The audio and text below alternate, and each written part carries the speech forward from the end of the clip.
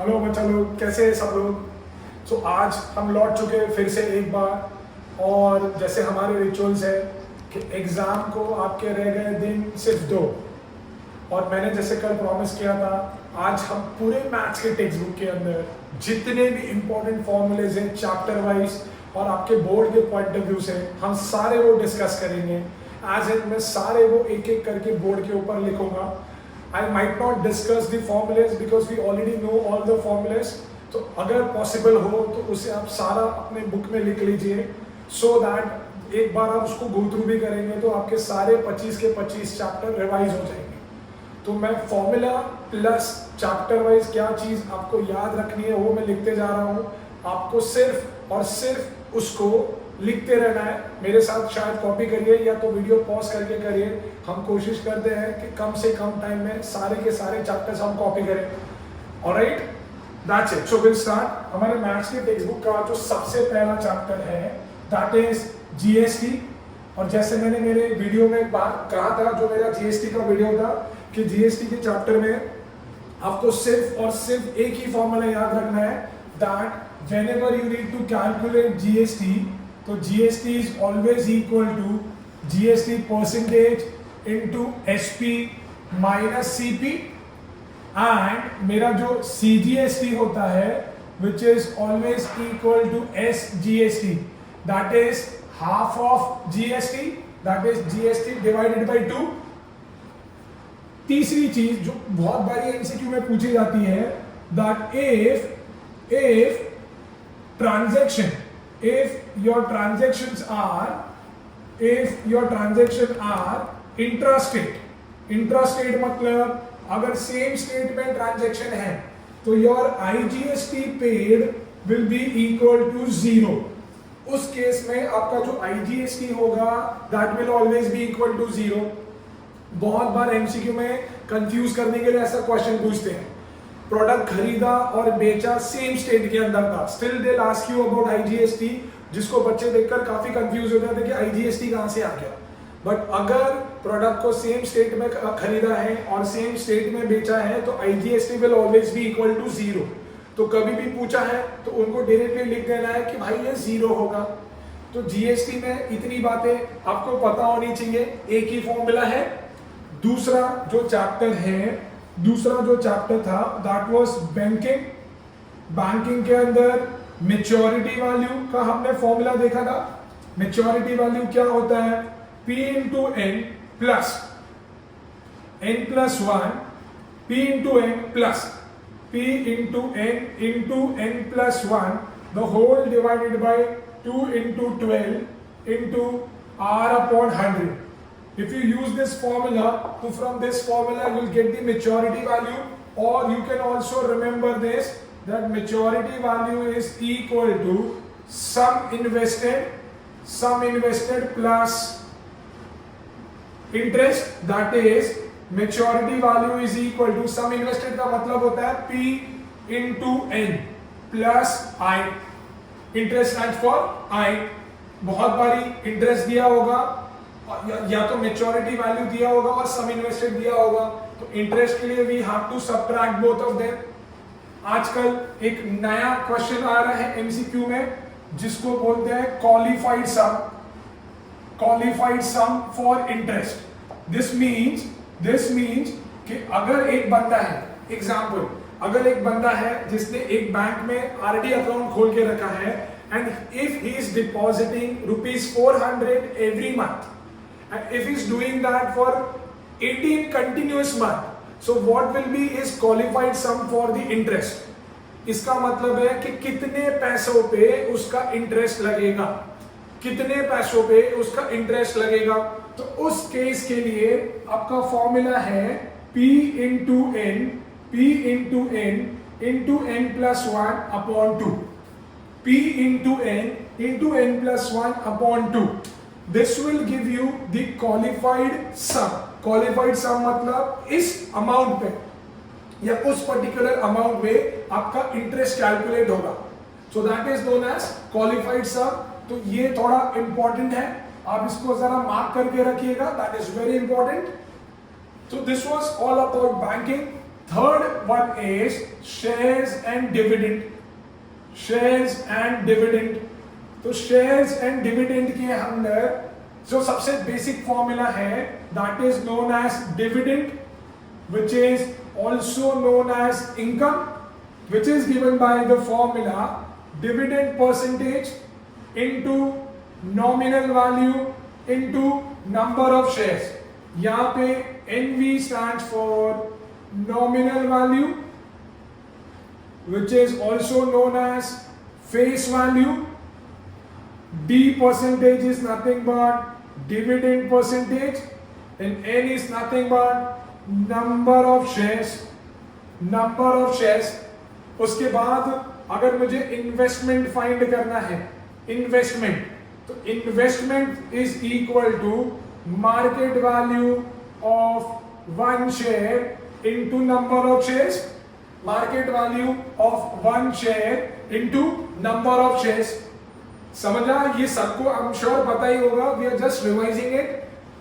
Third formula is dividend percentage into nominal value is equal to return percentage into market value। So from this you can find the return percentage or you can find anything। So if let's say dividend percentage is given, nominal value is given and market value is given, then you can find the return percentage or vice versa। यहाँ पे और एक चीज important थी, अगर कोई shares at par पे खरीदा गया है, in this case your nominal value will be equal to market value. अगर कोई शेयर्स प्रीमियम पे खरीदा गया है, in this case your market value will be greater than nominal value. And अगर कोई शेयर्स डिस्काउंट पे खरीदा गया है, in this case nominal value will be greater than market value. समझ में आ रहा है सबको? याद आ रहा है सबको? ये सब हमने करा हुआ है ऑलरेडी, क्लियर है? I suppose that covers up shares and dividend। I'm thinking if there is any formula, I don't think so कोई important formula है इन दोनों को छोड़ के याद रखने के लिए।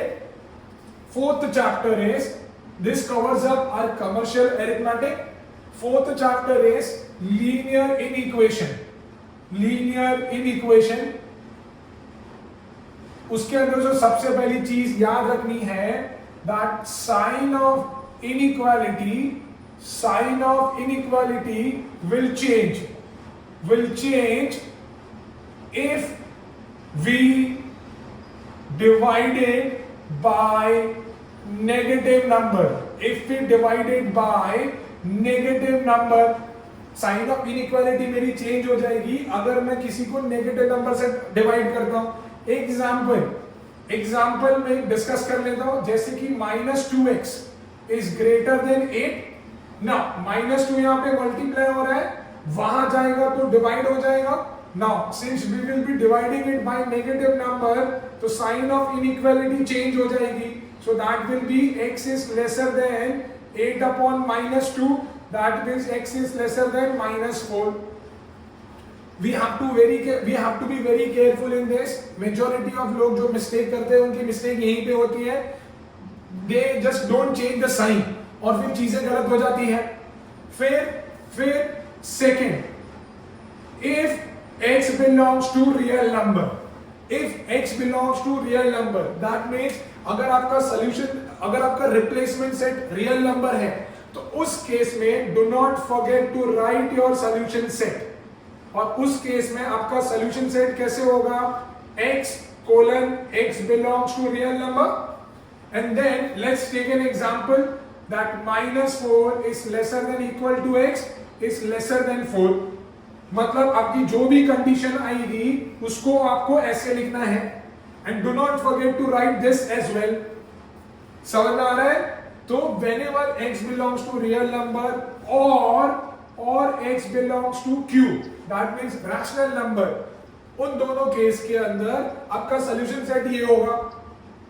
समझ में आ रहा है ना? नेक्स्ट और कुछ चीज है जो इसमें याद रखनी है। I suppose that is it. ये आपको चीज है जिसके लिए आपको केयरफुल रहना होगा। अभी क्लियर विद दिस? याद आ रहा है सबको? Let's move on to the next. तब तक अगर आपको चाहिए तो आप कॉपी कर लीजिए, वीडियो पॉज कर सके आप कॉपी कर सकते हैं। Now after this will start with the quadratic equation का सेक्शन। टिल देन मैं सोच रहा हूं कि और कुछ है क्या जो मैं भूल रहा हूं, ऐसा कुछ है जो मैंने डिस्कस नहीं किया। I don't think so, I don't think so. I am sure सबको ये पता होगा कि while drawing it on the number line, अगर कोई चीज इंक्लूड हो रही है तो उसको डार्क सर्कल से या तो स्ट्रेट लाइन से इंक्लूड करेंगे, रिप्रेजेंट करेंगे। If something is not counted, अगर किसी को काउंट नहीं करना है तो वो होलो सर्कल से होगा या तो कर्व्ड लाइन से होगा, है ना। तो आप लोग कॉपी कर सकते हैं। Then will move ahead.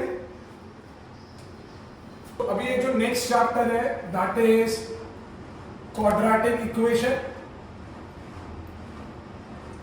Quadratic equation जो चीज है उसमें आपको जो बेसिक चीजें याद रखनी है that is its standard form. Standard form का मतलब होता है this is how any quadratic equation should look like, and the standard form of quadratic equation is ax square plus bx plus c equal to 0। इसके अंदर जो दूसरी चीज है that is known as discriminant.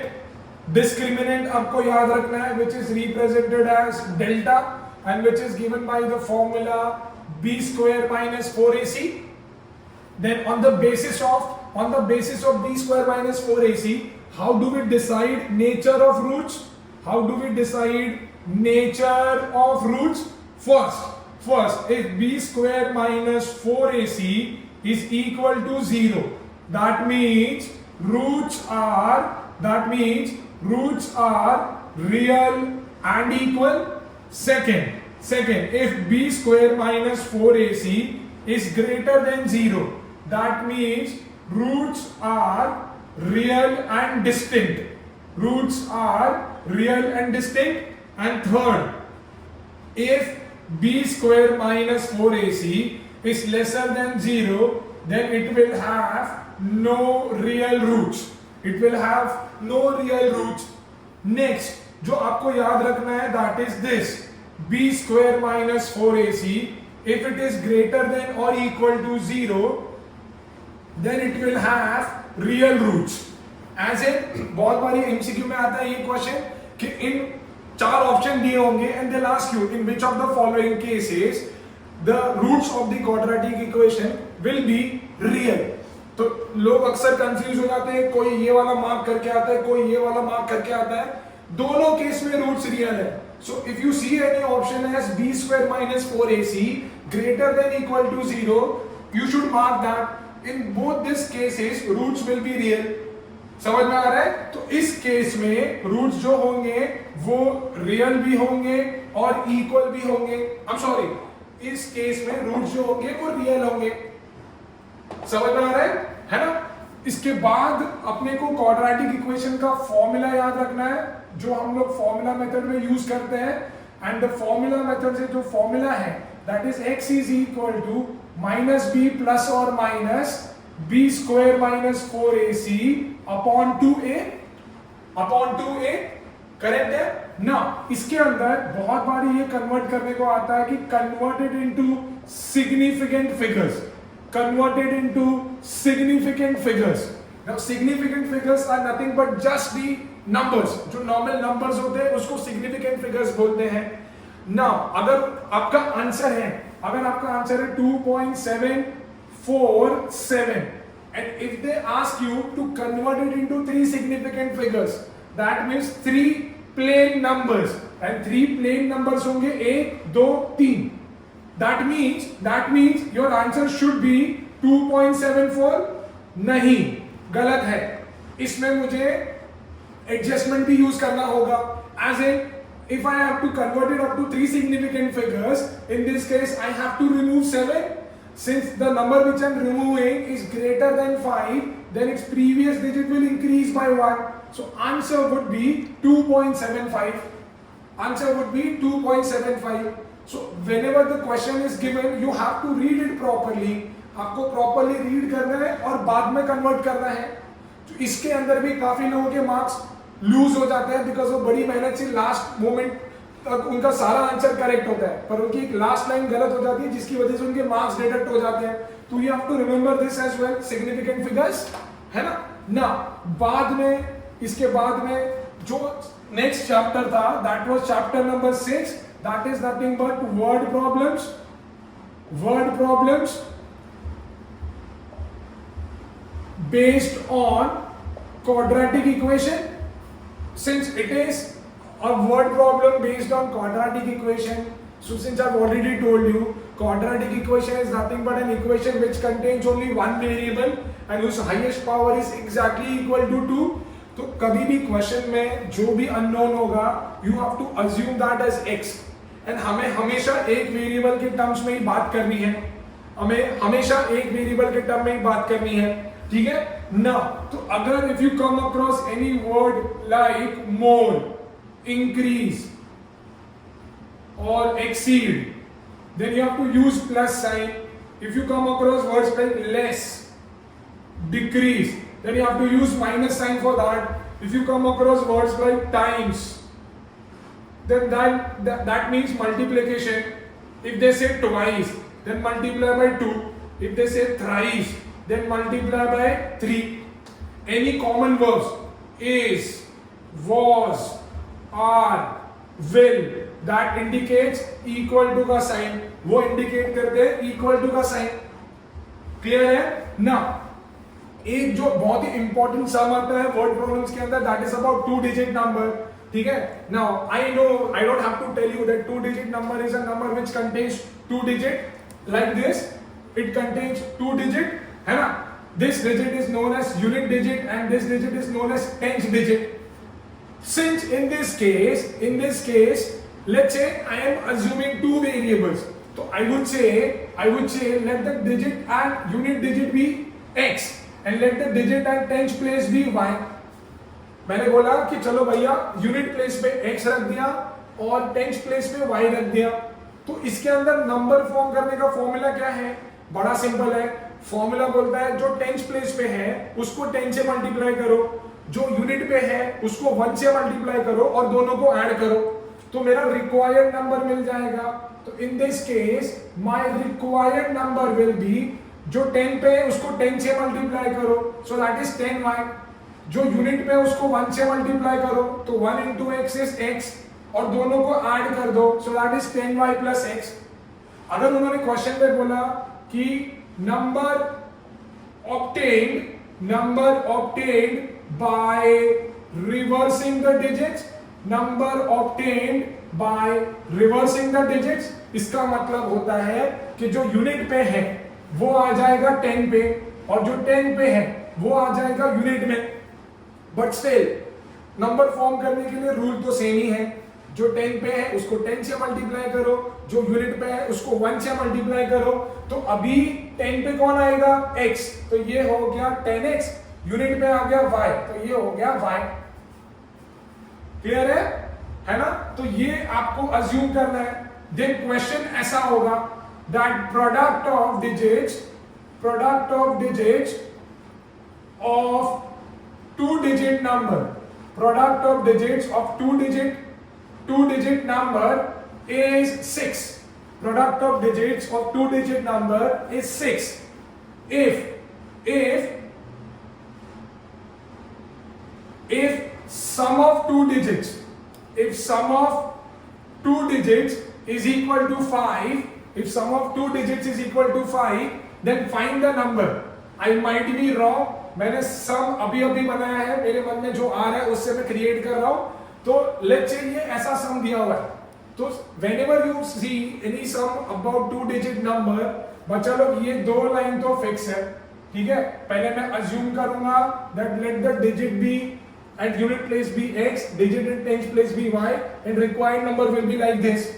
फिर उसने क्या बोला कि product of digits of 2 digit number, वो 2 डिजिट नंबर के जो डिजिट्स है उनका प्रोडक्ट दिया हुआ है. 2 डिजिट कौन से हैं मेरे? x और y. उनका प्रोडक्ट 6 है, मतलब x into y is equal to 6.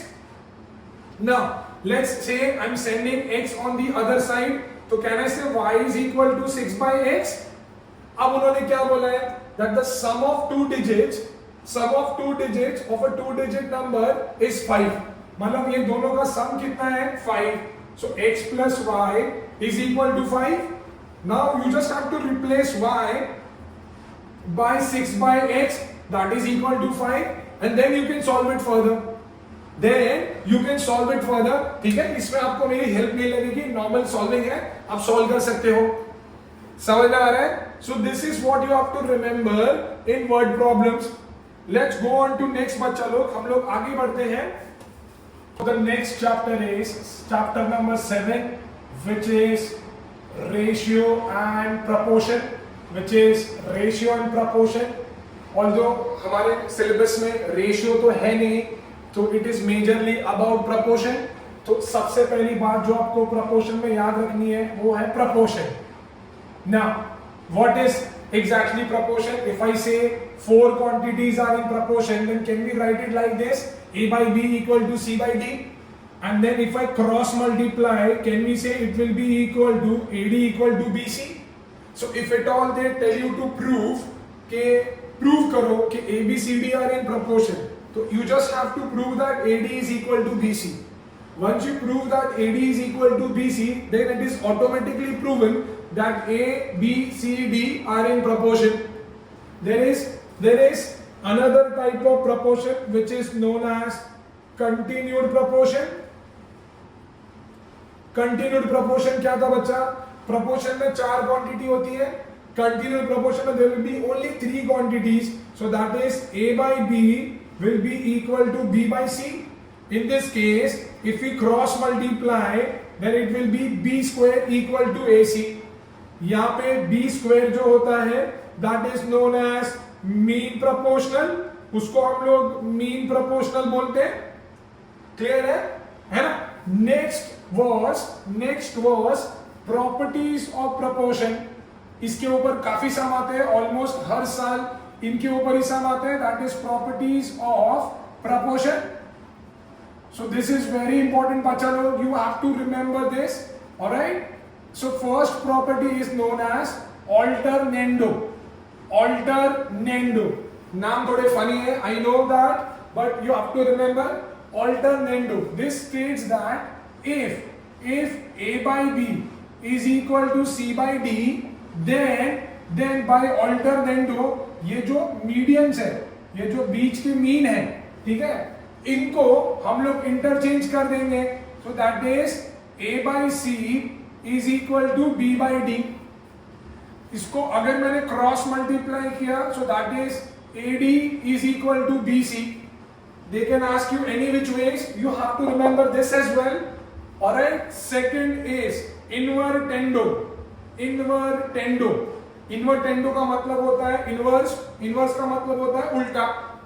So that means if A by B is equal to C by D, then by invertendo क्या होगा? BA is equal to DC. B by A is equal to D by C. Clear है? Next, third is componendo.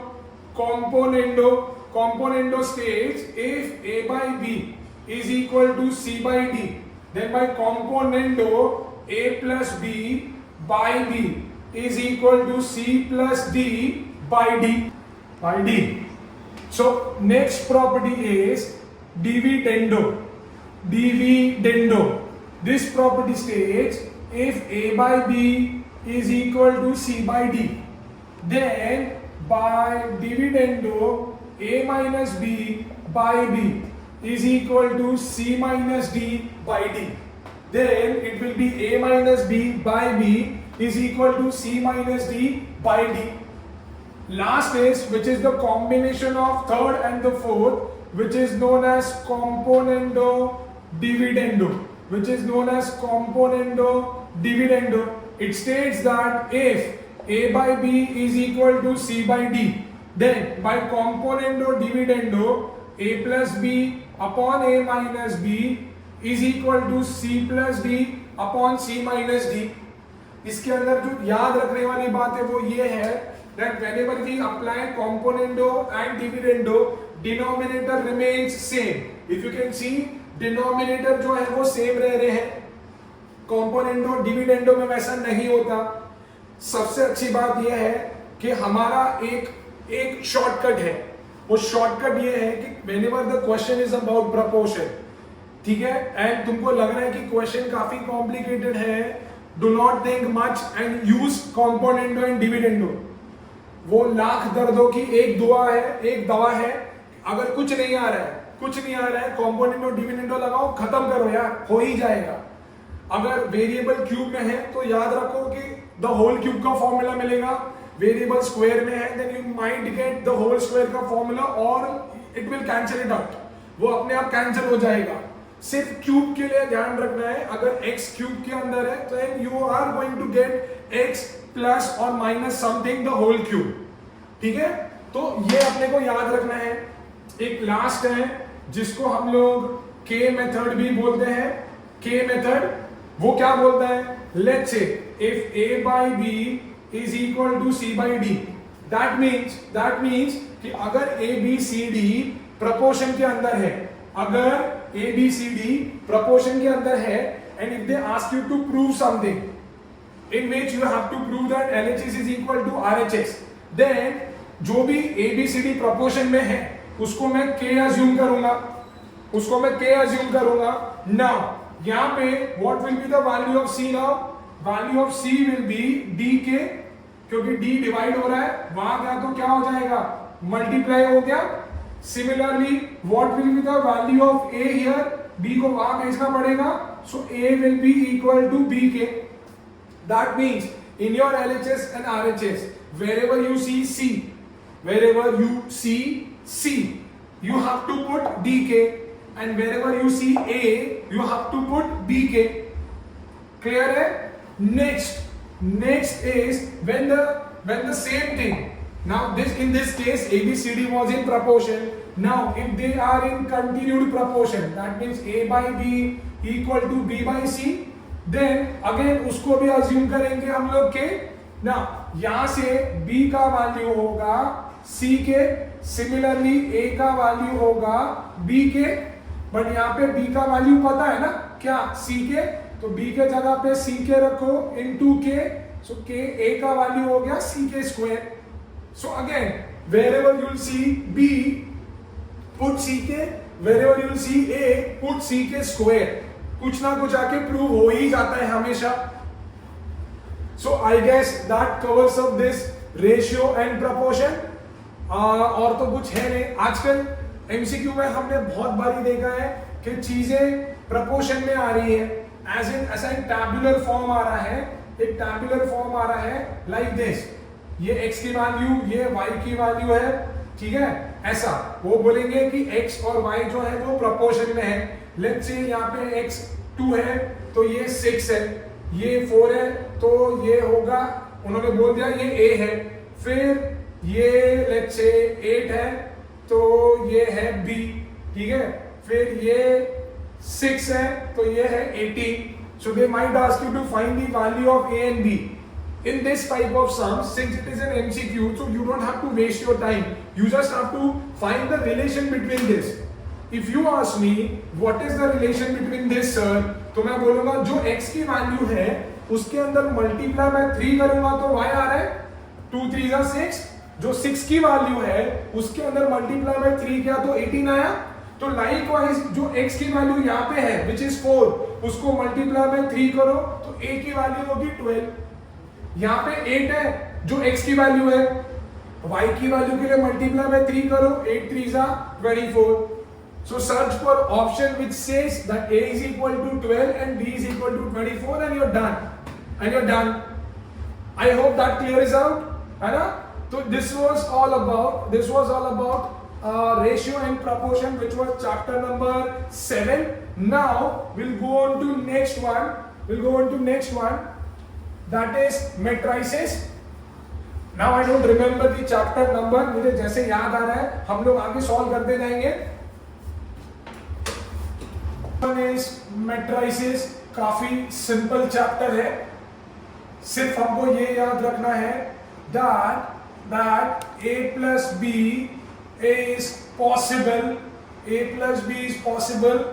when a and b are of the same order। Matrix A और matrix B add या तो subtract तभी होंगे जब उनके order same है। And सबसे इंपॉर्टेंट चीज ए इंटू बी कैसे पॉसिबल होगा? when number of columns of first matrix should be same as number of rows of the second matrix। जब दो मैट्रिक्स को मल्टीप्लाई करते हैं तो पहले मैट्रिक्स का जो नंबर ऑफ कॉलम है that should be same as दूसरे मैट्रिक्स का नंबर ऑफ रोज। उस केस में हम मैट्रिक्स को मल्टीप्लाई कर सकते हैं। सो इन दिस केस मेरा जो प्रोडक्ट होगा वो ये जो इक्वल है वो कट हो जाएंगे, तो मेरा जो प्रोडक्ट होगा दैट विल बी 2/3। एग्जाम में क्वेश्चन आता है that A is of the order 2/2 into matrix X and AX is equal to 2/1। तो find the order of X। तो मैंने जैसे बताया कि पहले का कॉलम शुड बी सेम है दूसरे का रो, तो यहां पे जो नंबर है वो सेम नंबर यहां पे होगा। And if I teach you in terms of arrows, तो वो एरोज ऐसे होते हैं, पहले का जो रो होता है और प्रोडक्ट का जो रो होता है वो सेम होता है, दूसरे का जो कॉलम होता है और प्रोडक्ट का जो कॉलम होता है वो सेम होता है। तो देखो ना, पहले का जो रो था it was same as product का रो, तो सिमिलरली दूसरे का जो कॉलम होगा that would be same as product का जो कॉलम है। तो यहाँ पे 1 है तो it will be 1। So therefore order of matrix X is equal to 2/1। I don't think so I have to discuss this। ज्यादा मैट्रिसेस में कुछ है नहीं, मोस्टली हमेशा मल्टीप्लिकेशन ही आता है। एक छोटी सी चीज है जो तुमको याद रखनी है that A by B will not be equal to B by A। जब हम दो मैट्रिक्स को मल्टीप्लाई करते हैं, जैसे कि दो मैट्रिक्स है A और B, तो उनका प्रोडक्ट और अगर उनकी पोजीशन को मैं स्विच कर लूं तो उनका product will never be same, ये कभी सेम नहीं होगा। ठीक है, ये भी एमसीक्यू के लिए बहुत ही इंपॉर्टेंट है, तो you have to remember this. Next is remainder and factor theorem. I suppose we are on chapter number 9, that is remainder and factor theorem.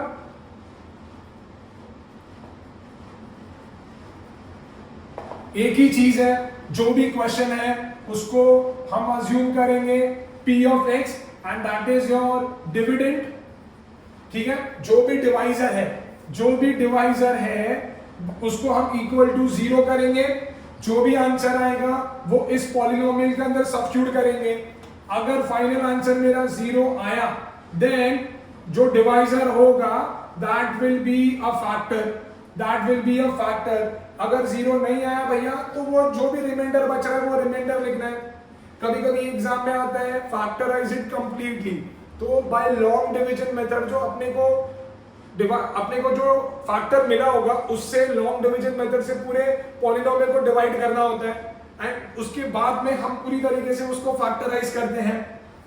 कभी कभी ऐसा आता है कि using remainder theorem you have to factorize the expression completely, जिसमें अपने को factors दिए ही नहीं होते हैं। तो अभी कैसे पता चलेगा कि कौन से फैक्टर्स हैं? तो उसके लिए हमारे पास एक शॉर्टकट है, 4 पॉइंटर शॉर्टकट है। सबसे पहले मैं आपको एक एग्जांपल देता हूं, जैसे कि 3x³ minus 2x² minus 3x plus 2। ठीक है, तो सबसे पहला है, कैन यू सी, ये मेरे ऑड प्लेसेस है, ऑड प्लेसेस के टर्म्स है एंड ये मेरे इवन प्लेसेस के टर्म्स है। तो सबसे पहला जो पॉइंट है that sum of coefficient of even terms is equal to sum of coefficient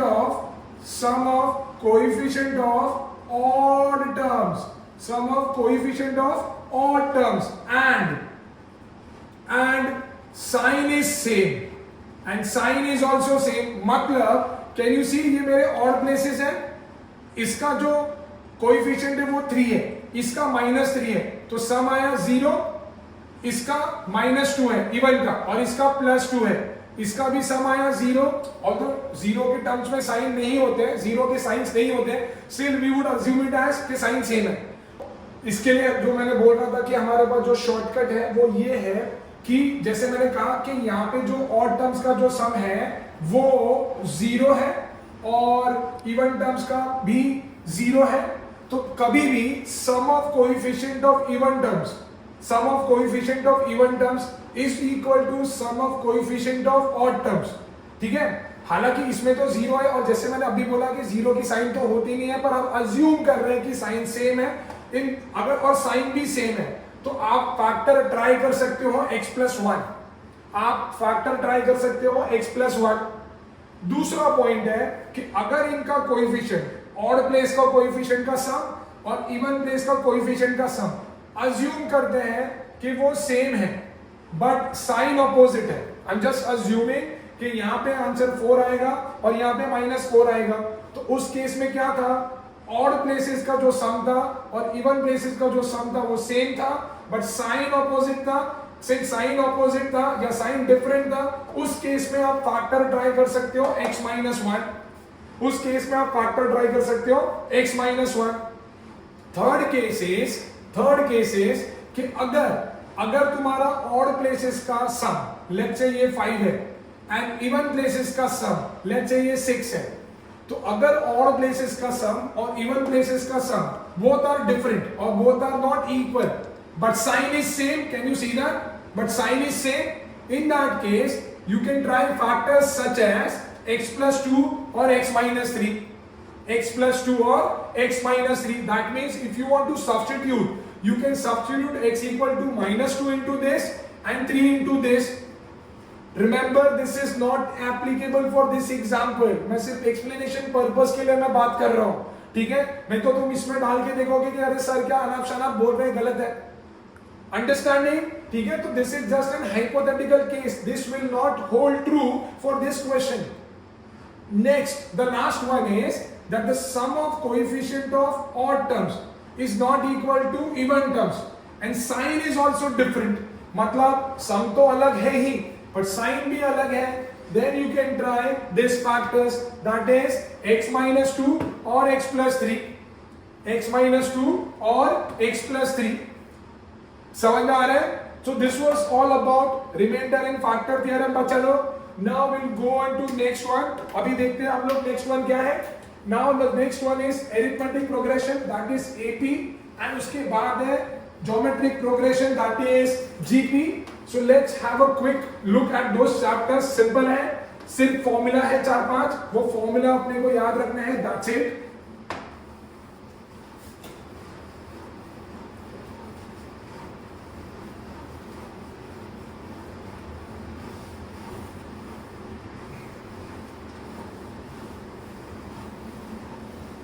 So, as I said, let's go to the next chapter, that is chapter number 10. Chapter number 10 is AP, that is arithmetic progression. The very first formula was to find the general term, that is the tnth term, which is given by a plus n-1 into d. This was the first formula. दूसरा formula था s of n का, which is given by n/2 into 2a plus n-1 into d. एक और important formula है example कि let's suppose if I have to find tn, then that is given by the formula s of n minus s of n-1। मैं इस पे emphasise इसके लिए कर रहा हूं क्योंकि ये इंपॉर्टेंट है, एमसीक्यू के लिए बहुत ही इंपॉर्टेंट है। एग्जाम्पल के तौर पे समझ लेते हैं भैया, उन्होंने बोला है कि s of n is equal to n² plus n, s of n is equal to n² plus n, so we have to find t4। let's say आपको t4 फाइंड करना है, तो यूज दिस फॉर्मूला। यहाँ पे n का value क्या बचा लो 4, तो ये हो गया t4, तो ये क्या हो गया s4 और ये 4 minus 1 s3, मतलब t4 फाइंड करने के लिए मुझे s4 और s3 की जरूरत है ना। यहां से अगर मेरे को S4 फाइंड करना है तो हम लोग क्या करेंगे, n का वैल्यू 4 सब्स्टिट्यूट करूंगा मैं, तो ये क्या हो जाएगा 4 का स्क्वायर 16 प्लस 4 20, फिर मुझे S3 फाइंड करना होगा, 3 का स्क्वायर 9 प्लस 3 12, और दोनों को सब्ट्रैक्ट कर दो, तो 20 माइनस 12 इज 8, तो यहां पे भैया P4 जो आया है वो 8 है। वेरी इंपॉर्टेंट, वेरी इंपॉर्टेंट, याद रखना है। एमसीक्यू में जहां पे 8 दिखा वहां पे मार देना। क्लियर है? So this was all about AP. There is one more thing in this. About 3 consecutive terms. अगर AP में whenever they talk about 3 consecutive terms, then you have to assume those 3 consecutive terms as A minus D, A and A plus D. जब भी वो 3 consecutive term के बारे में बात करेंगे तभी आपको assume करना है A minus D, that would be your first term, A that would be your second term, and A plus D that would be your third term. इसके बाद 4 consecutive terms, 5 consecutive terms के बारे में भी है, पर वो इतना important नहीं है। जो important चीज है वो ये है, but still since it is there in the chapter, so we'll remember this. तो उसके लिए मैं उस पर्पस के लिए मैं लिख लेता हूं। So अगर 4 consecutive terms दिया हुआ है, अगर 4 consecutive terms are given, then you can assume it as A minus 3D, A minus D, A plus D, A plus 3D. It is A minus 3D, A minus D, A plus D, and A plus 3D. And if it is about 5 consecutive terms, then it would be A minus 2D, A minus D, A plus D, and A plus 2D, Clear है सबको? So this was all about AP. The next is the 11th one, which is GP. जिसको GP के बारे में थोड़ा भी doubt है, they can go and check my video about GP. मैंने काफी डिटेल में और काफी इंपॉर्टेंट सब डिस्कस करे इसके अंदर। So एक बार फिर से जो भी इंपॉर्टेंट फॉर्मूलेज है उसके बारे में बात करते हैं। GP के अंदर वो सबसे पहला फॉर्मूला है which is of T of n, which is given by the formula A into R raised to n minus 1. तो यहाँ पे A जो था that was your first term, R जो था that is known as common ratio, then if your R is greater than 1, then I said your S of n का formula would be A into R raised to n minus 1 upon R minus 1. If R is lesser than 1, then your S of n would be A into 1 minus R raised to n upon 1 minus R, है ना? ना आजकल एक नया question मैं काफी देख रहा हूं, ठीक है ना? मैंने एक तो स्कूल के प्रीलिम्स में भी देखा था, where and they have asked us to find the value of sum of infinity terms. Sum of infinity terms का फॉर्मूला है a upon 1 minus r, how why did not we use this one or this one? Because infinity, तो अपने को ये याद रखना है that anything greater than 1, उसका अगर रेस टू इंफिनिटी है, तो यार आंसर वुड बी इंफिनिटी। अगर कोई नंबर है जो 1 से ग्रेटर है और उसका पावर अगर इंफिनिटी है, तो यार answer would be infinity. But अगर कोई नंबर है जिसको मैं एनीथिंग बोल रहा हूं, so if anything is lesser than 1 और उसका पावर इंफिनिटी है, देन उसका आंसर वुड बी जीरो। तो यूजिंग दिस टू कंसेप्ट आप इसके अंदर सब्स्टिट्यूट कर सकते हो। मैंने ये फॉर्मूला दिया है अज्यूमिंग कि आपका r जो रहेगा वो लेसर देन 1 होगा। अगर r लेसर देन 1 है तो anything which is lesser than 1 that raise to infinity क्या देगा? 0, अंडा, शून्य। तो ये चला जाएगा, तो बचा क्या? a into 1 will give me a, और नीचे क्या बच गया? 1 minus r। तो same can be applied here as well. Then you have to see, it depends on the question कि r ग्रेटर देन 1 है कि लेसर देन 1 है. क्लियर है? नाउ इसमें भी हमने बात करी थी 3 कंसेक्यूटिव टर्म्स के बारे में. सो 3 consecutive terms, 3 consecutive terms GP में अगर 3 कंसेक्यूटिव टर्म्स अज्यूम करना है, so that is a by r, a and ar. अगर 4 कंसेक्यूटिव टर्म्स अज्यूम करना है, 4 कंसेक्यूटिव टर्म्स को अज्यूम करना है, then that is a by r square, a by r square, that is a by r, that is एक second क्या था,